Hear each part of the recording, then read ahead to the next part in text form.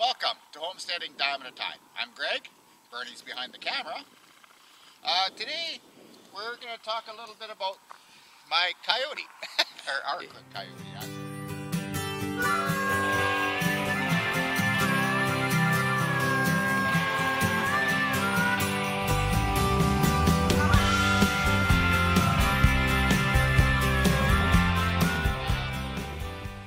Nothing. Go ahead.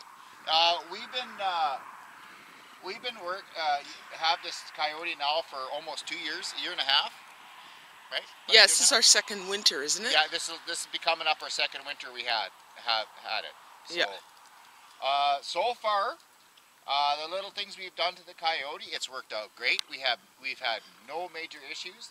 The one that the dash went on us, that was shortly after we owned it. It was about 60 hours when we had it and the dash was changed. Yeah. That was just because my tack quit working. Yeah. This here is a seal for my front end. Okay, just a sec. Where are we here? Okay. Right here. It's leaking. They said it's not a big thing, but they said they're gonna, since the tractor's still on bumper-to-bumper warranty, they're going to come in and pick it up and they're going to tear it apart to make sure there's no issues with it. Because they said that should not be leaking already. Yeah, because it goes off warranty when in the spring, right? Yeah. Then I have another 3 years of powertrain warranty. So this would actually be covered under powertrain warranty. Oh, okay. But he said, like the 2-year bumper to bumper, like let's say if a headlight burns out, they just change it. They change it, yeah. Yeah, so yeah, that's the other issue we had it. But otherwise, for owning this coyote, I have nothing bad to say. I love the tractor. I'm actually interested in buying a bigger one in the future. Like, what size was I talking about? Were we talking about? Well, I'd still keep this one. Yeah. But I'd like to get about anywhere from a 50 to 60 horse. Yeah. Because that way I can run a New Holland builds a baler. They can run. Oh, actually, this one can run it. But I want one that I can still lift 1,000-pound bales or 15 or 2,200-pound bales. Like the ones we got back in there. Yeah. I can drag them, but I can't lift them. Can we lift those bales that were in there, like that one bale? Yes, those I can lift. Okay, so those are what, about 1,100? No, these ones here these are 800-pound bales. Oh, okay, so these are 800-pound bales. What about the one you just did for the boys? That one was supposed to be an 800-pound, but I bet you there's not even 600 pounds of hay in there. Ooh. It's just a loose bale. It's just a really loose bale. Okay.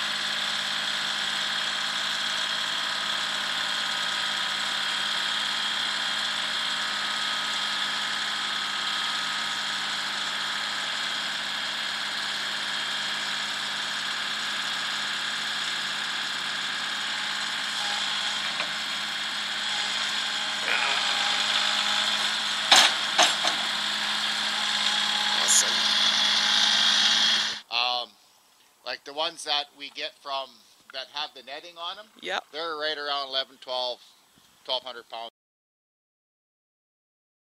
Lift them. Right.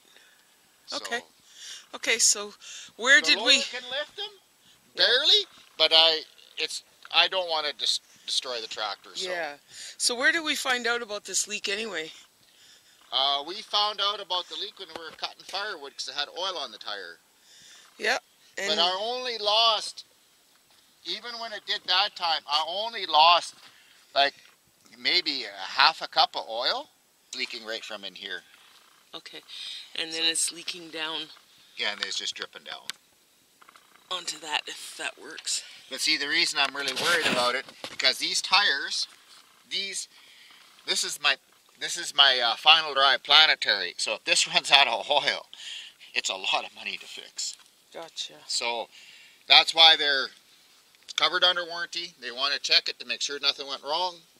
Then if anything is wore out, they can change it because it's under warranty. All right. So, but otherwise this tractor, we've loved it. We worked it. We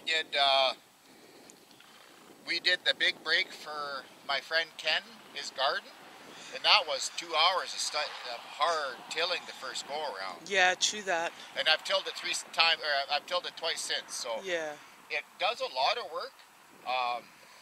We've used it for raking our hay. We've used it for doing like all our wood, pulling it out of the bush. We've used it to take our manure out. Yep. Then moving bales. I moved at my friend's Ken's place. He has a bunch of bales like this, so we had to move them out because the way they put them, we couldn't load them. So we had to I pulled them out so he could load them. Yeah. And yeah, we brought a whole bunch. Well, we pulled logs out of the bush. Yeah. We've used it to help fall trees in a direction that we want. Yeah. So we've used it quite extensively. It's I don't actually know how we've managed on this place without a tractor, because especially a loader. yeah, we use it for everything. Oh heck, we even bring our, you can see them in the background a little bit, we bring our bee stuff to the bees in the spring and in the fall. The bee yard with the tractor. Yeah. And the only thing I can say, like, okay, we got our little battle scars here and there, like you got the odd little scratch on the loader. Yeah. And we were clearing wood out of the bush, and I got a ding right here. Where is it? If you look down, I had a tree branch, poked it and broke this. Yeah. So I'm not worried about that. That's minor. I don't have no dents in the hood, no dents in the fenders. So I'm really proud of that. Yeah. Because as a tractor on a small, you use it, yeah, that stuff's gonna happen. Yeah, it is nice. Oh, yeah. Bent this a little bit, but that was. I bent it. No, I'm just saying it was something. I did it. So overall, great tractor. Yeah. It's helped us in the winter. As you can tell, I grease it a lot. Grease is cheap. Oh. It's better than a pin. I don't have a pressure washer, that's why it looks so dirty. I should actually give it. Well, it'll be washed in the shop there, grease. But yeah, so the only thing we're gonna do to get it ready to go to the shop, which we'll probably do right now, we're gonna take the bucket off. What we did before we, you know, it's gonna be gone for probably 2 or 3 days. So I had Greg put a bale in for the bulls, so that they've got feed, and we're good to go. Yeah, the girls still got that bale. Yeah. So I can't even. Oh yeah, right there. So the girls eat off of that bale right there. In the summertime, they'll all migrate over here to eat, and then, as you can see, in the morning, we put out slightly better hay, not slightly, but much better hay for them, and then they all come out over here. Let's take the tractor and let's go put it somewhere where we can get the bucket off.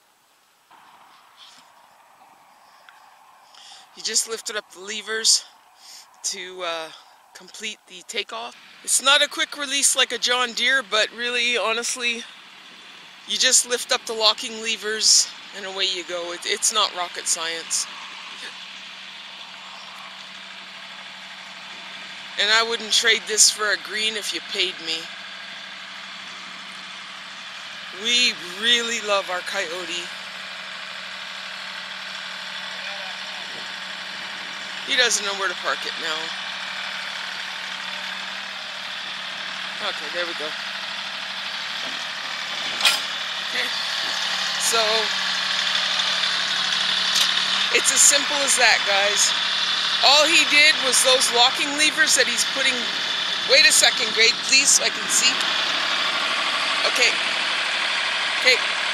No, I can't hear you, so don't bother talking. That's what the locking lever looks like when it's locked. Come on. Okay, cool. Thank you. So you just lift up those two levers and you can dump it. Then you just put it back and you bring down the levers and away you go. It's that simple. And to load it, since you got it here, I won't lock it, but I'll show you how you load it. Okay.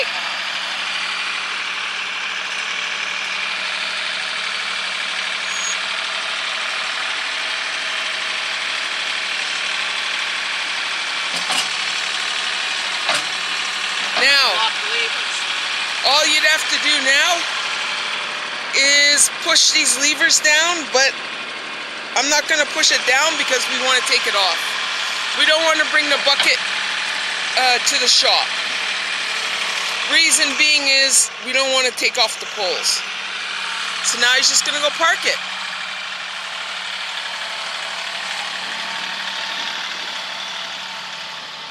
That's another day at Homesteading Dime at a time. Just remember, if you have chores to do, just give her a. We both forgot. I'll load her off. But yeah, so that's just another day of our life on the farm, or our homestead, I should say. Yeah. So remember, until next time, take it easy and play safe. Take it easy, guys.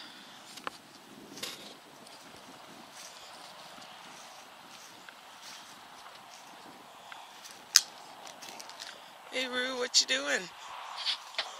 This is Jamie, nosy Parker of the farm. Hi, James. Yeah, you know, you just, yeah, you did, yeah.